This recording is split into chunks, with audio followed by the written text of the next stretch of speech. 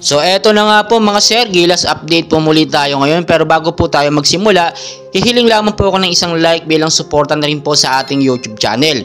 So POC Bumble Tolentino o Abraham Tolentino naniniwala po na yung nadetect po kay Justin Brownlee sa anti-doping test ng ITA or yung presence of carboxy THC ay nakuha po ni Justin Brownlee nung kasalukuyan po siya nagpapagaling ng mahabang panahon doon nga po sa Amerika, which is merong pong substance or contain ng cannabis na naiturok po sa kanya. Sinabi po ni POC Bumble Tolentino, no, Justin Brownlee may have unknowing taken prescription medicine containing cannabis, no, marijuana po, while recovering in the United States, where he had surgery to remove bone spurs from his foot. So nakita naman natin, isa yun sa main reason kaya na-detect talaga ng ITA na positive itong si Justin Brownlee sa cannabis or marijuana.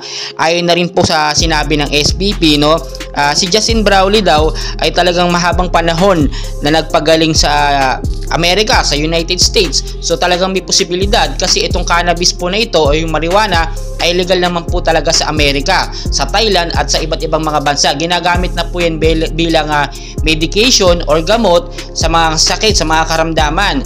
Dito sa Pilipinas, hindi pa yan legal, illegal pa po yan. So sa China, ganun din, illegal kasi na-detect nga nila, no, anti-doping test, nag-positive nga sa marijuana. So ang nangyayari po dito, parang tinignan ng China o hinanapan ng butas etong Gilas Pilipinas si Justin Brownlee para magkaroon ng issue doon nga po sa gold medal. Ang nakakapagtaka po talaga dito at kaduda-duda, October 6 po na makakuha ng gintong medalya o matalo ng Gilas Pilipinas ang kupunan ng China.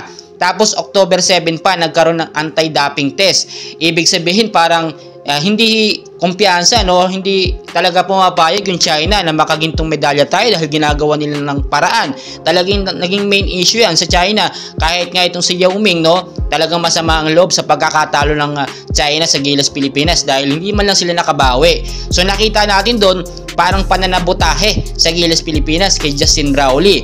At ang sabi pa, kapag ka na patunayan daw na positibo talaga itong si Justin Brownlee dito nga sa tinatawag na cannabis or marijuana, ay posible pa daw po itong maban sa PIBA at sa PBA, at ang sinasabi nila pwedeng umabot yan hanggang 6 na buwan hanggang 2 taon. So napakatagal po no, si Justin Brownlee po, kung wala po siya sa Gilas Pilipinas, for sure hindi po tayo nakakuha ng gintong medalya. So marapat lamang na ipagtanggol ng Gilas Pilipinas, no, at ng POC na si Justin Brownlee talaga ay nakuha yung substance na yun nung nagpapagaling siya sa Amerika. So kinakailangan lamang po dito ng medical report ng doktor po ni Justin Brownlee sa Amerika para patunayan na hindi gumagamit si Justin Brownlee personally ng cannabis or marijuana para sa pansarili niya, bagkos para sa medication niya doon sa long time na recovery niya para sa kanyang surgery. Sa Jordan din po no nag-positive sa anti-doping test, pero ang pinaka tinitignan natin dito yung nakagintong medalya nga ang Gilas Pilipinas. So far so good lahat ng player. Si Justin Brownlee lang ang nag-positive talaga dito nga po sa THC na may substance of cannabis. Pero dapat talaga i-check mabuti ng ITA, wag silang bias na sa China lang porkit hindi nakuha ang gold medal ganito na ang gagawing pananabotahe sa Gilas Pilipinas. Hindi tayo papayag, no, marami nang inangkin ng China sa Pilipinas. So pati yung gintong medalya gusto nila mapasa kanila pa.